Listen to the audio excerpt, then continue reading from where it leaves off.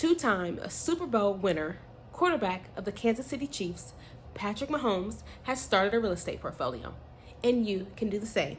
Here's how. Before signing his $503 million 10-year deal, Patrick Mahomes bought a bungalow, a penthouse, 1,800 square feet at a steal for $350,000. It was listed at $485,000. That was his first piece of real estate. Mahomes' second property was 4,300 square feet. He purchased it for $1.8 million.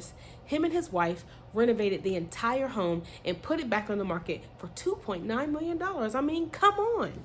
And I've saved the best for last.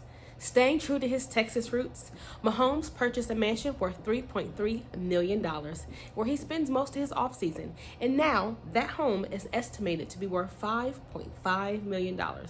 If you ask me, I think Mahomes is doing a great job building his real estate portfolio. If you are wanting to start your real estate portfolio within your budget, just like Patrick Mahomes, contact me today to get started. As always, I want to thank you guys for tuning in. It's your real realtor friend, Shayla. Thanks for watching. I'll see you next week.